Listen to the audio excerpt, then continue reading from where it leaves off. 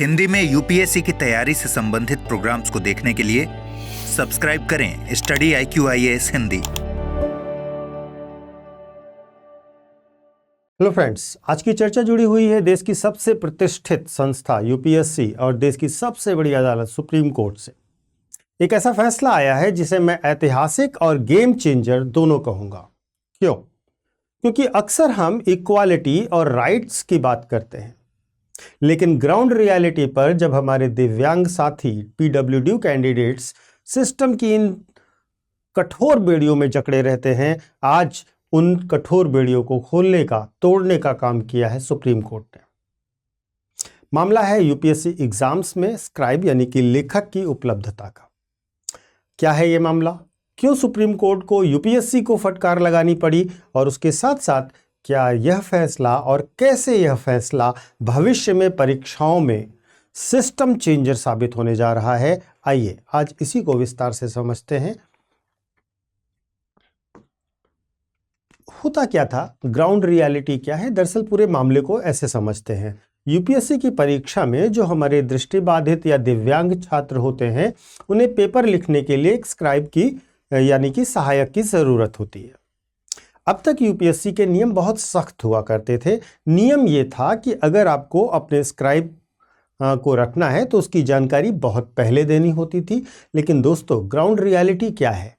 मान लीजिए परीक्षा के 2 दिन पहले आपका स्क्राइब बीमार पड़ गया या उसने आने से मना कर दिया, तो क्या होगा?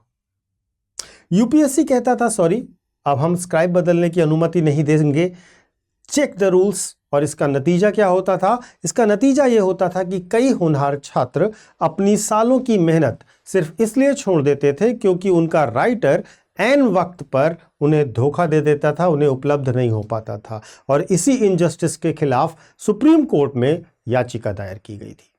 अब सुप्रीम कोर्ट ने क्या कहा वह भी समझिएगा। देखिए, सुप्रीम कोर्ट ने इस मामले को बहुत ही मानवीय नजरिए से देखा। सुप्रीम कोर्ट ने इस मामले की सुनवाई करते हुए यूपीएससी से कहा और उन्हें क्लियर इंस्ट्रक्शंस दिए। कोर्ट ने बहुत ही सख्त और छात्र हित में फैसला दिया। कोर्ट ने 3 बातें कही।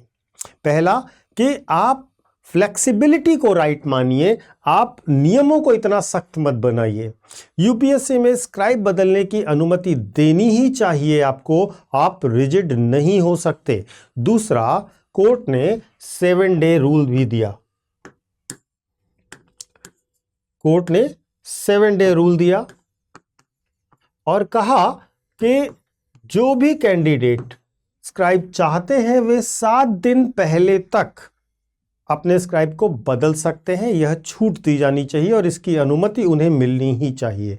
इसके साथ साथ कैंडिडेट्स अपने नए स्क्राइब की डिटेल्स ऑनलाइन पोर्टल पर अपलोड कर सकें, यह व्यवस्था भी यूपीएससी को करनी चाहिए तत्काल प्रभाव से। कोर्ट ने साफ कहा कि आपकी ब्यूरोक्रेटिक अड़चनें जो हैं वह किसी छात्र के सपनों और उसके अधिकारों से बड़ी नहीं हो सकती। अब इसमें एक मुद्दा केवल यहीं तक नहीं है, मुद्दा यहां पर यह भी है कि इस फैसले में एक और पहलू जुड़ता है जिस पर शायद बहुत कम लोगों का ध्यान गया, और वह है टेक्नोलॉजी का इस्तेमाल।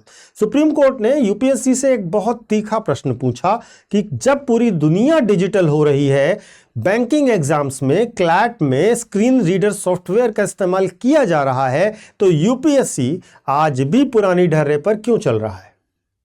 स्क्रीन रीडर का मतलब एक ऐसा कंप्यूटर जो आपके सवाल पढ़कर सुनाएगा, साथ ही साथ बोलकर टाइप करके कैंडिडेट उस पर जवाब दे सकता है।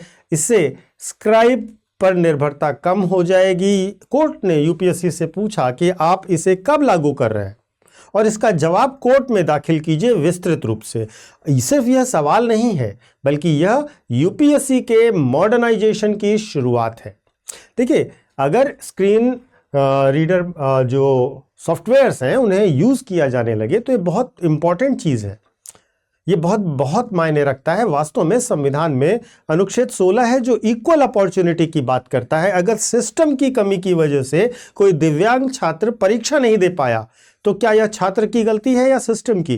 क्या अनुच्छेद 16 का वायलेशन नहीं हो रहा है? इसी प्रकार से बच्चे पर जो लास्ट मिनट का पैनिक होता है वह नहीं होगा। बच्चे को यह डर नहीं सताएगा कि आखिरी वक्त में अगर स्क्राइब नहीं आया तो क्या होगा।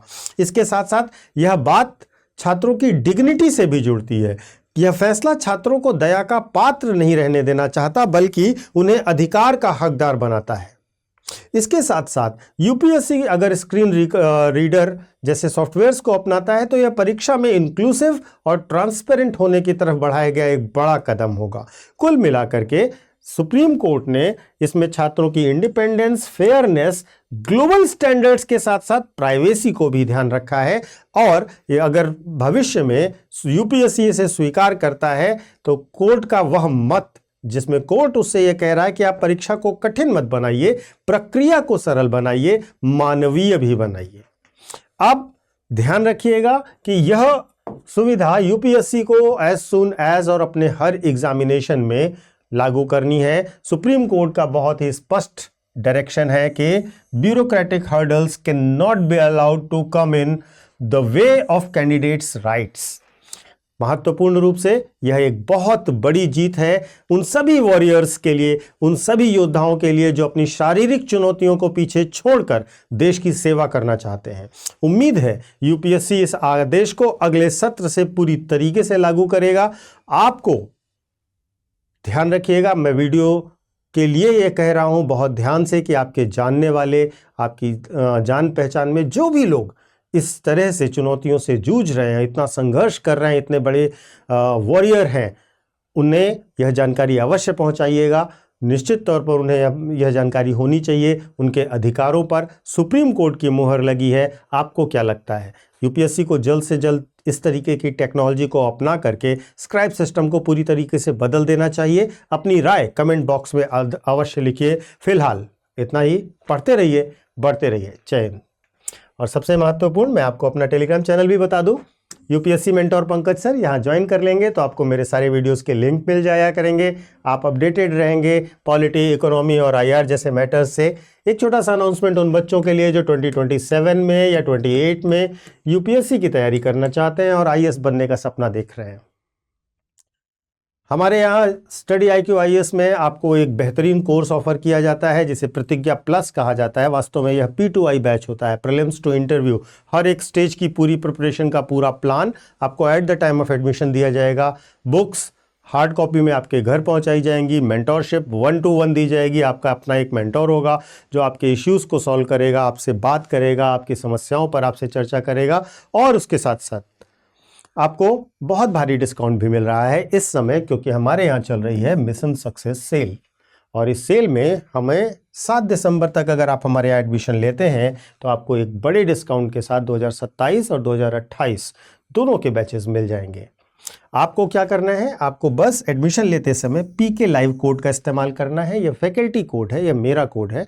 इस कोड का इस्तेमाल करने से आपको स्टडी IQ का कोई भी कोर्स अगर आप परचेज करते हैं, चाहे वो IAS का हो, PCS का हो, स्टेट लेवल का हो, जुडिशरी का हो, कोई भी कोर्स या ऑप्शनल का, आपको मैक्सिमम डिस्काउंट मिलेगा।